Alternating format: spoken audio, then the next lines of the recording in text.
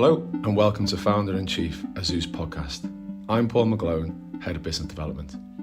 Zeus is an independent financial services group working across public and private capital markets in the UK. We work alongside many of the most exciting businesses in the UK and we are passionate about supporting our clients. This podcast is about the people behind these businesses. In this episode, I'm talking to Morten Toft Bech, founder of the Meatless Farm. Morten, welcome to the Zeus Founder-in-Chief podcast. It's a pleasure to have you here. Thank you very much. You are an investor, entrepreneur, and the founder of Meatless Farm, the UK's fastest growing plant-based meat alternative company. You describe your mission as simple: to reduce the environmental impact of the food we eat by developing tasty, succulent alternatives to meat. Since founding the company in 2016, you've raised over £35 million from investors, and your products are sold in Tesco, Sainsbury's, Asda, as well as on the menu at Itsu, TGI Fridays, Leon and Pret. Your ambassadors include a personal favourite of mine, professional cyclist Mark Cavendish, Master Chef Daryl Schuler, and Real Madrid. Some journey for you, Morten. Congratulations.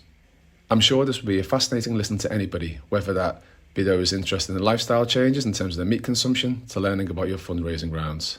Before we get into that though, I always start the podcast asking our guests to describe where we are today and where we are recording this podcast. Yeah, so we are in Mallorca in Spain, in the Balearic Islands, and we are recording this in my house. So Paul kindly came to see me, and that's where we're sitting today. Blue skies outside. Blue skies outside, beautiful lunch prepared by your wonderful wife. It's been a pleasure so far, Morten. Thank you very much for your hospitality. No, my pleasure. Plant-based, by the way. Right, yes, everything was the lunch, that is. Yeah. Why did you start Meatless Farm?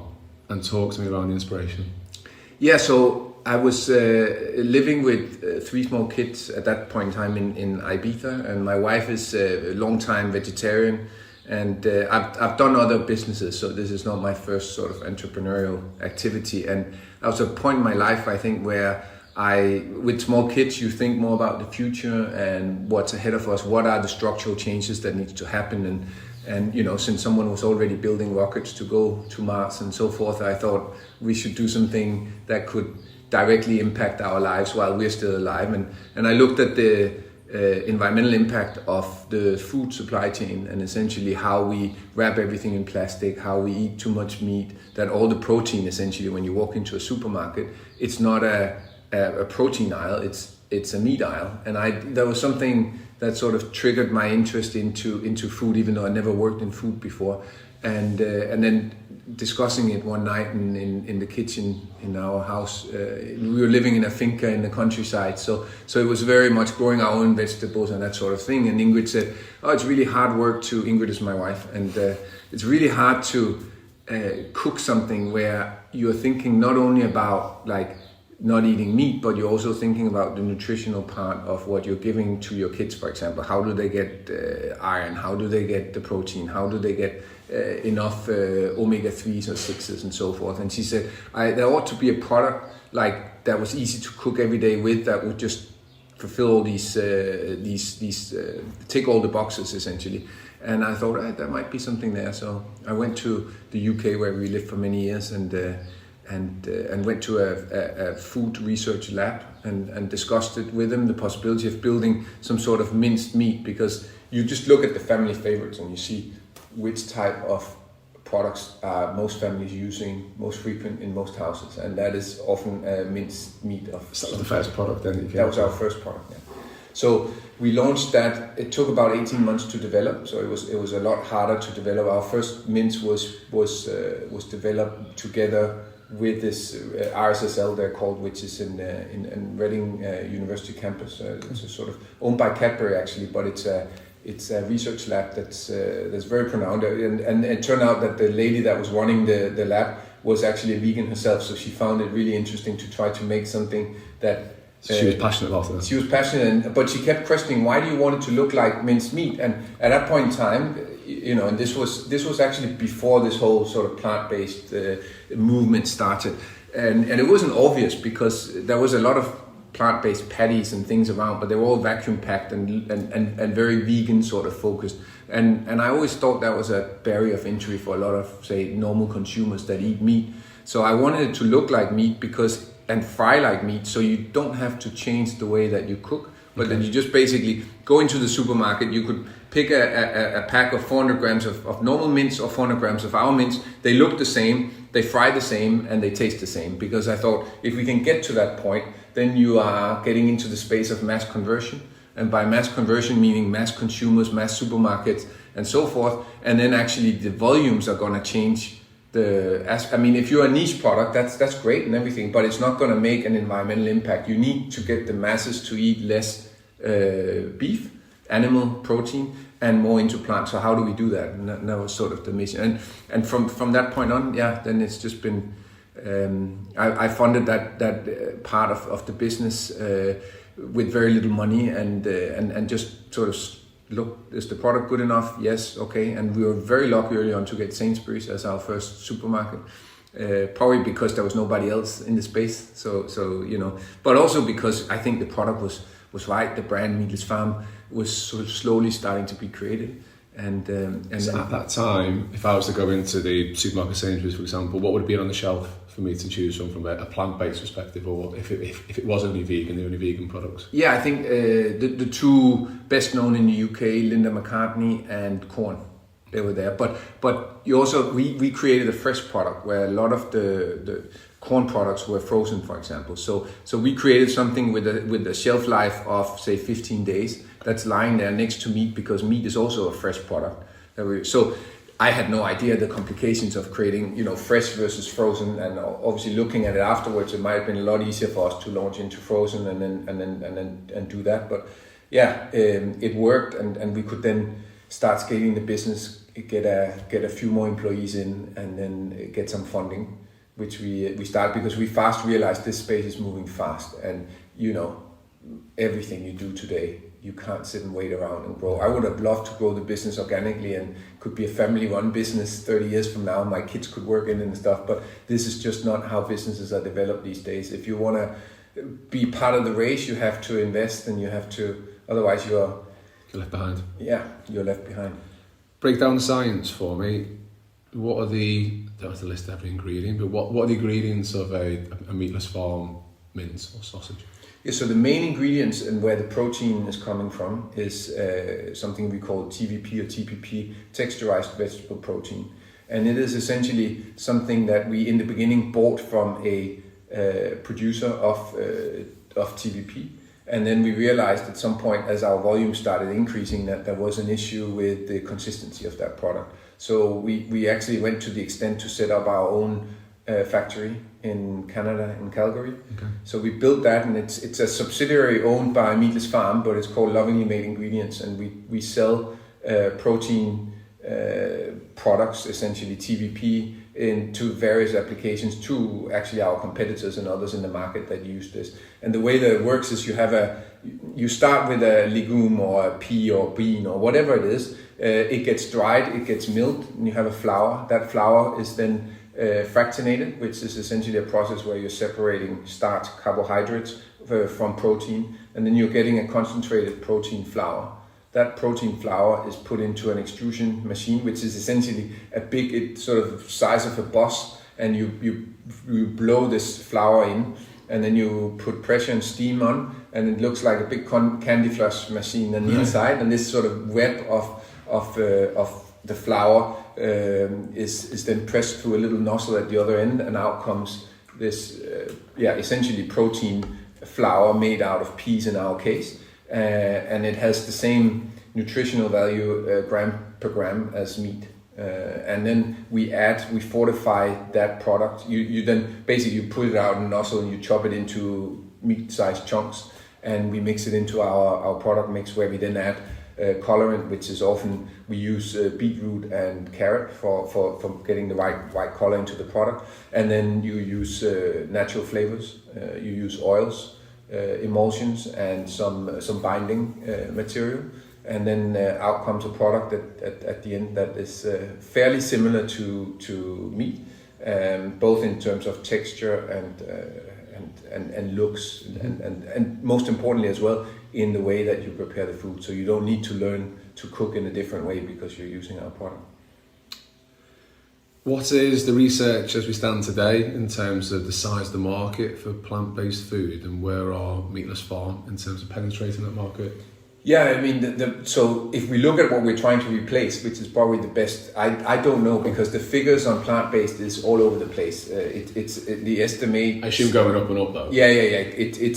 We're talking a double-digit growth per year. Right? We as a business, we've been growing triple digits.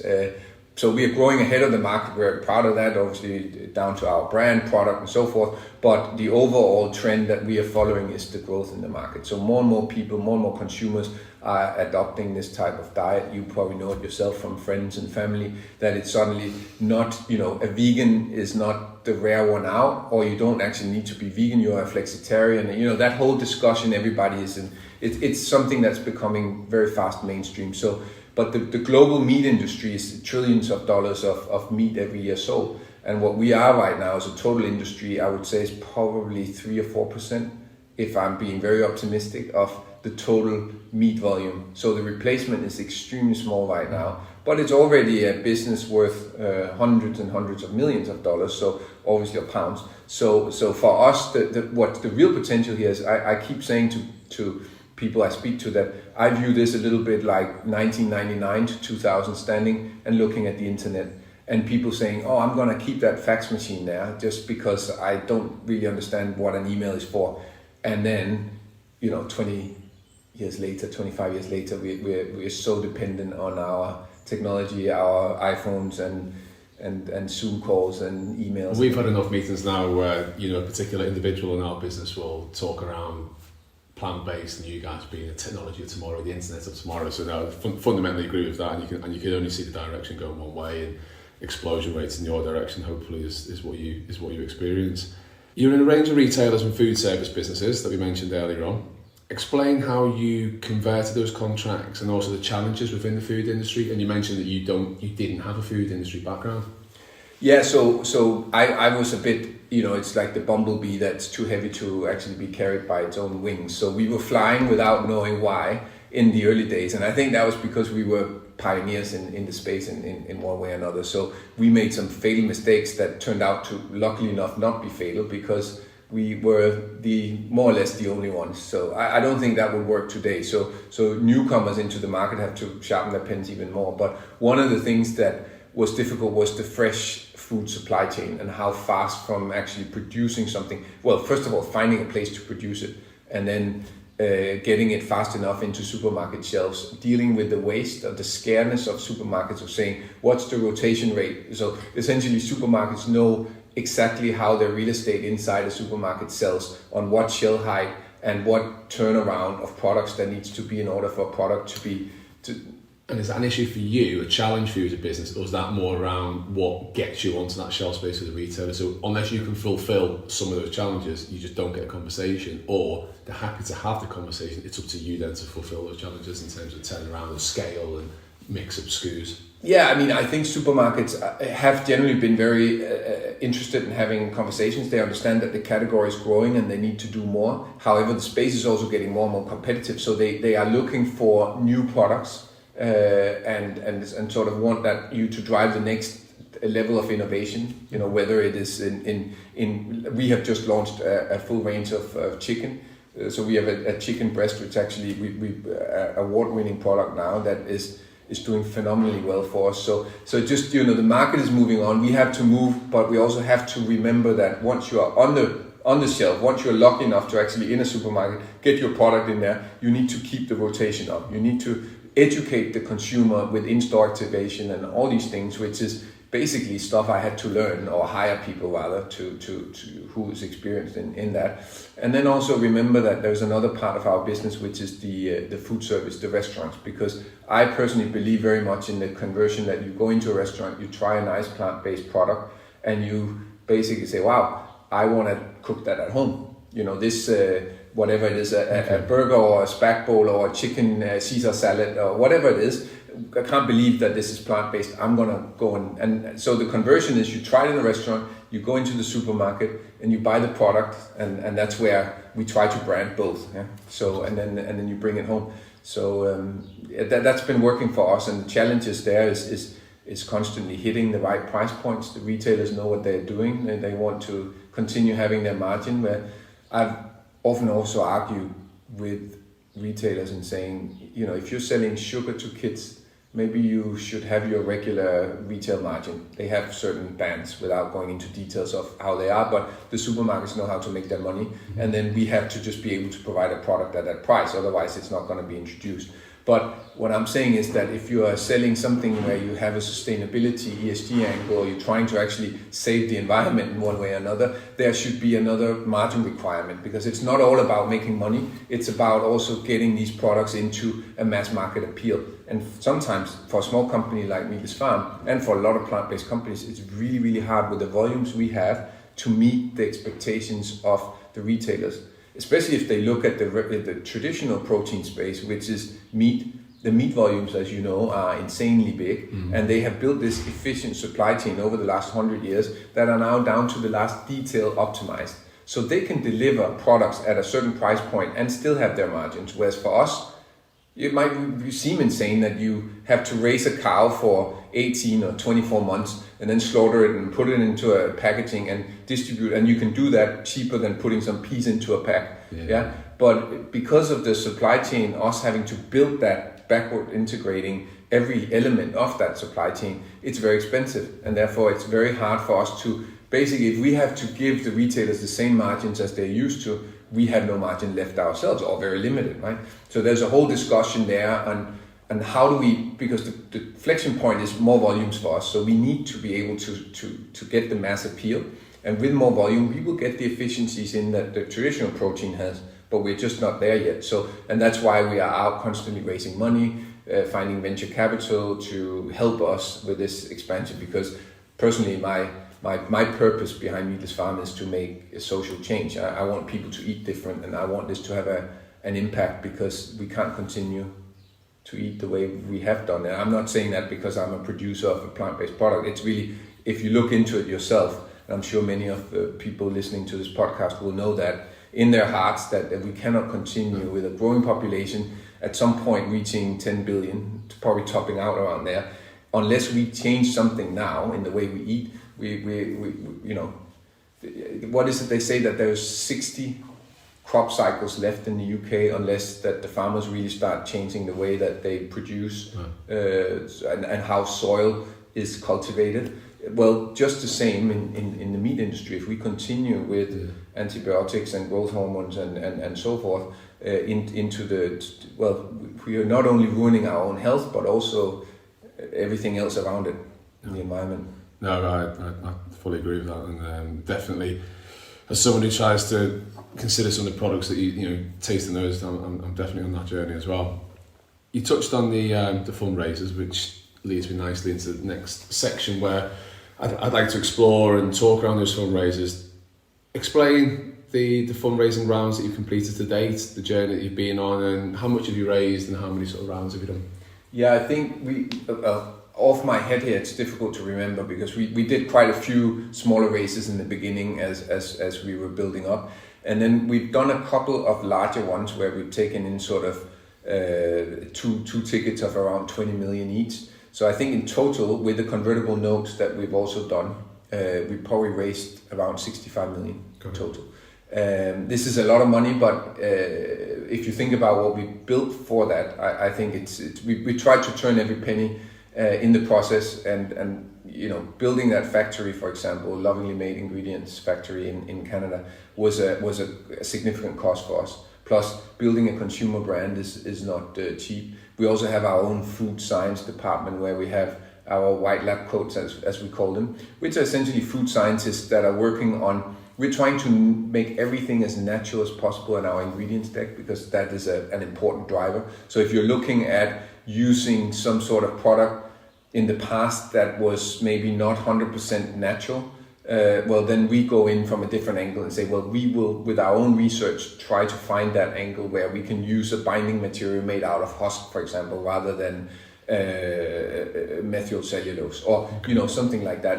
And all these elements of it, the supply chain integration, the drive for better, healthier, cleaner ingredients decks and so forth, cost money as well.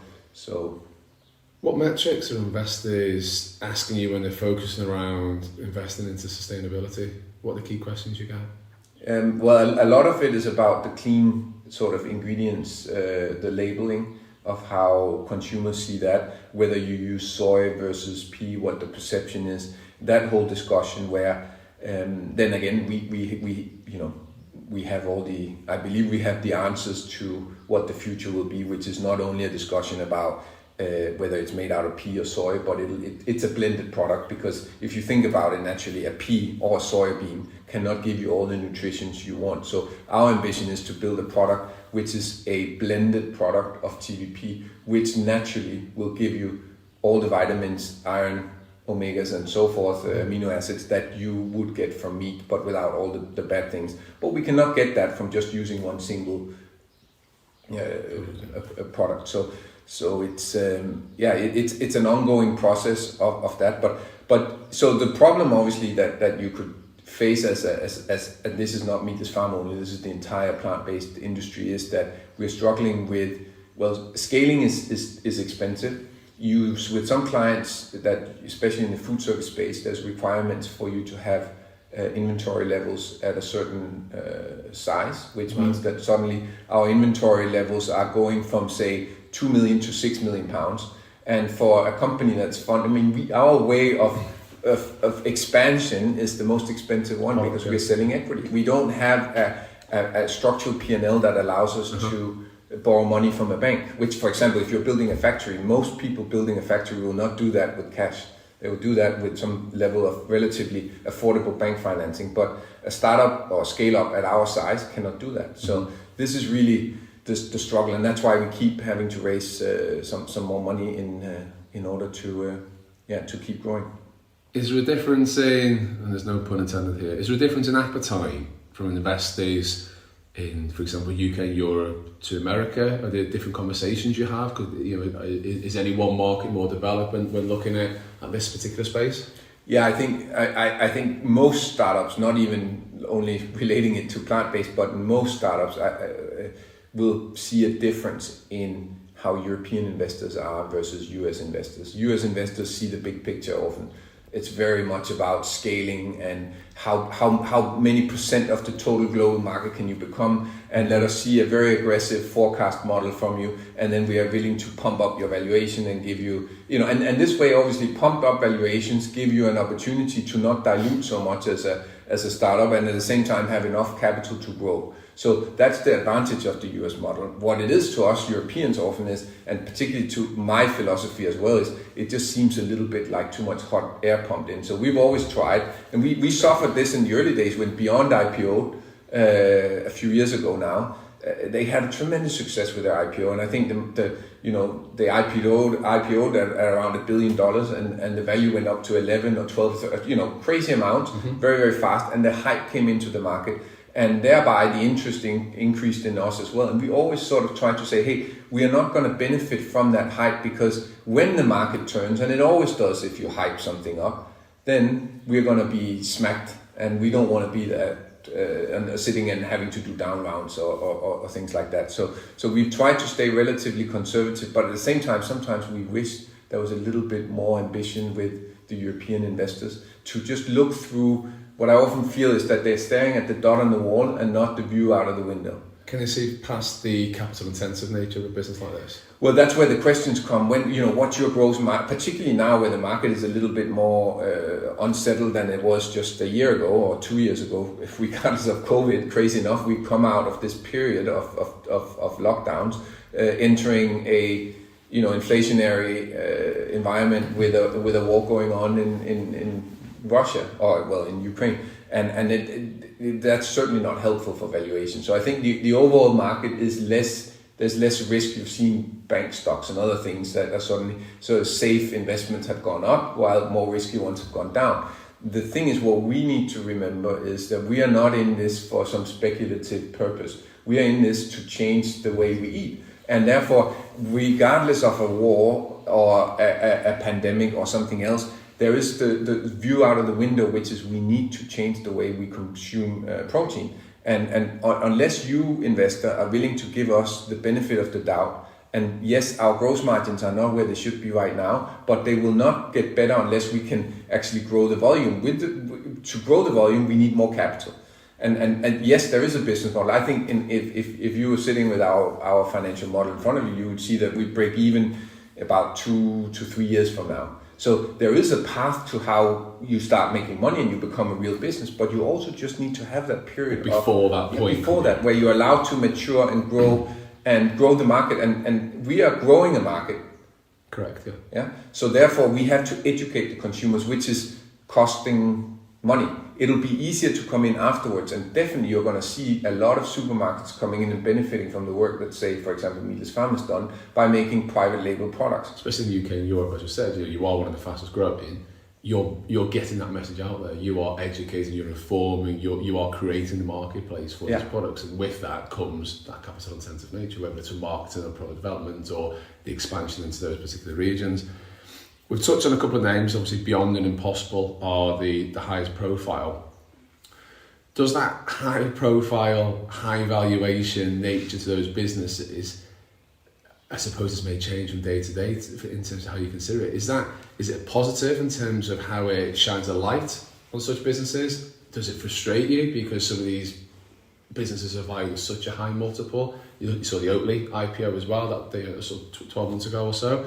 Where's your mind with it, or does it change? You see them as champions and you can sort of leverage off the back of that, or does it frustrate you?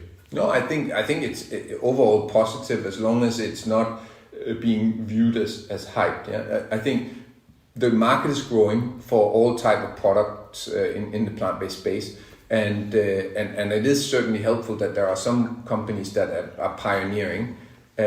Although it makes you wonder exactly there are some valuations that are a little bit far reached. They are, I have to say, being adjusted a bit right now. And what I'm frustrated about is when we then go out and fundraise, then investors are skeptical because of the hype that others have created while we have never done it. So it's sort of, why should we suffer on our valuation, which is a multiple on sales? Yeah, why, for example? And you're a fraction of those sizes as well. Yeah, a fraction of it, and we have never benefited from the hype. So why should we benefit? Why should we be disadvantaged from the lack of hype now? So it's sort of, so we're just continuing to do what we've done all along, and are hoping that, well, we are seeing obviously with the money we raised that is a significant amount of money. So there's clearly investors that are willing to support this, and we've just taken on some very interesting investors as well from new markets that are, nice to see that some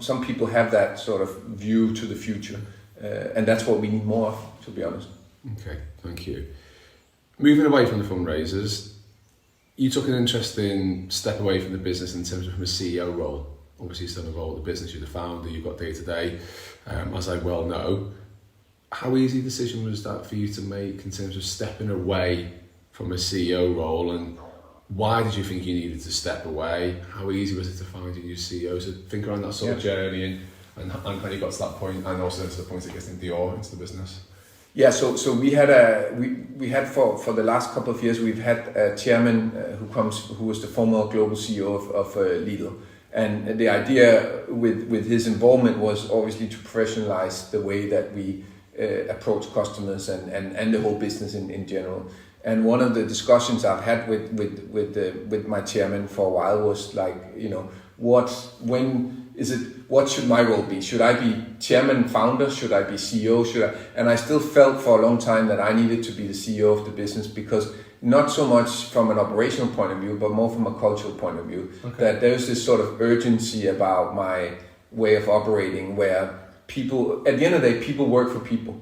And in our business, I care deeply about our people, and therefore they care about me, or they care about Meatless Farm. And I think that has really kept us strong for a long period of time. So it was a very difficult decision to step out of that. But it was also becoming clear that there's so many technicalities of driving a food business from being a startup to being a scale-up, and we've now launched into multiple markets. I mean, we're really taking a punch at the European market at the moment, and there will be more add-ons as well. So it become more and more complex. So I felt that I needed to find someone who had that experience previously. So in comes via connections and contacts Dior, which is a very experienced lady from the plant-based industry, and it was sort of I think just the right time for someone to come and take over. And she has had that. She worked at a large plant-based business,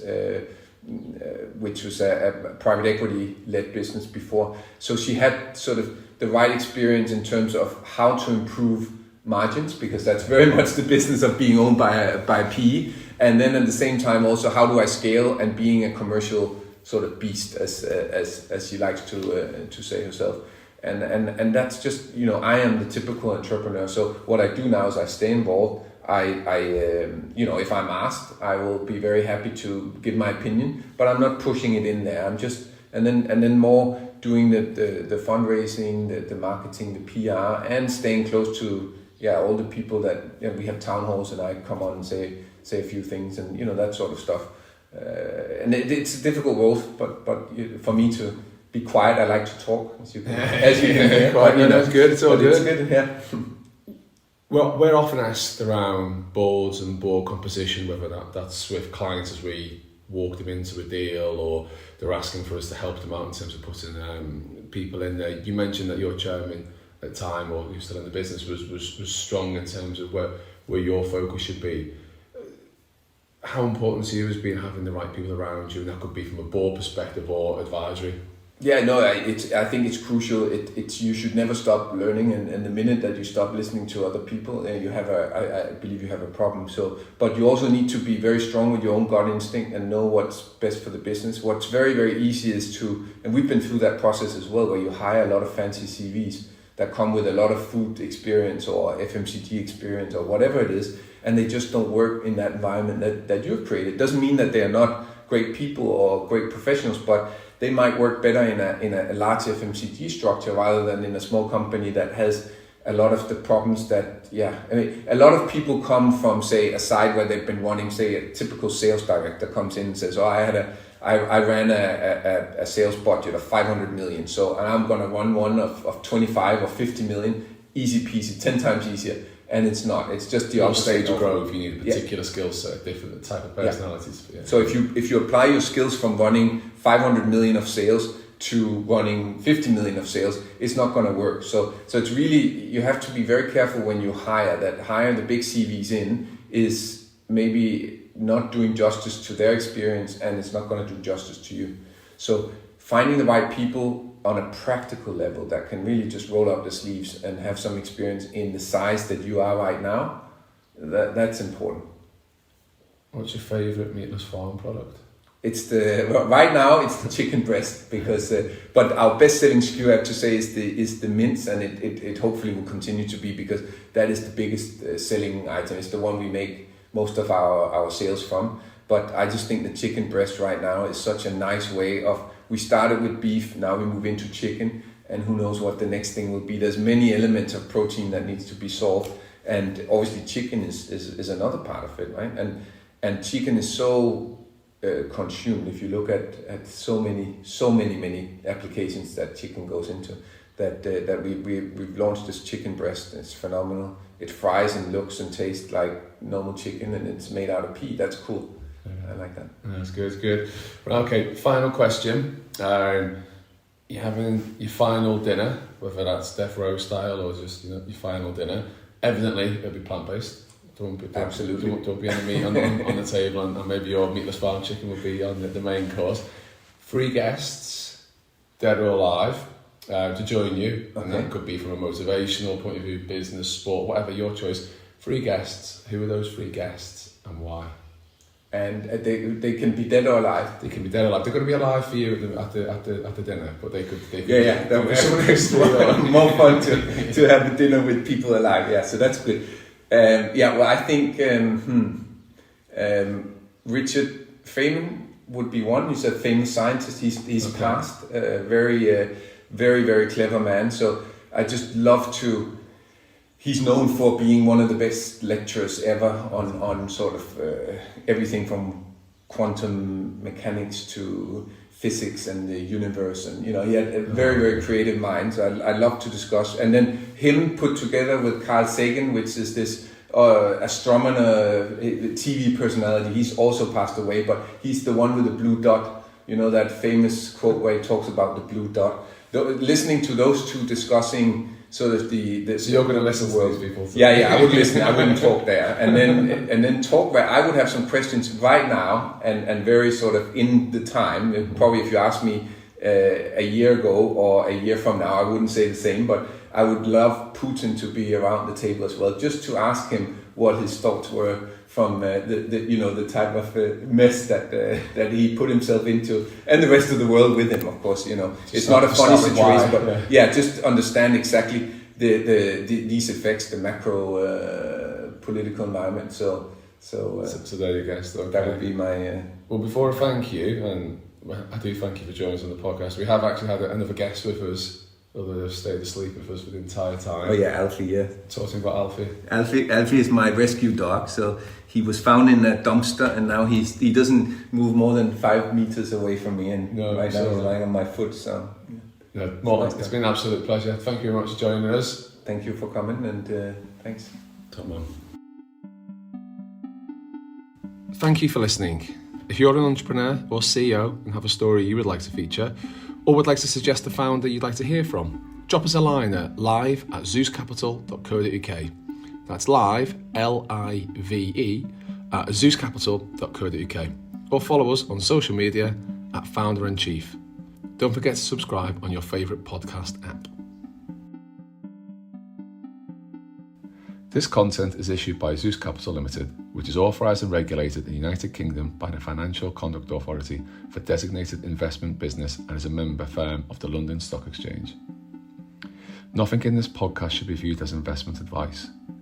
Listeners should consult an investment professional before making any decisions regarding topics mentioned in this podcast. The views expressed in this podcast are those of the participants and not of Zeus. Please note that participants in this podcast may have financial interests in the matters discussed.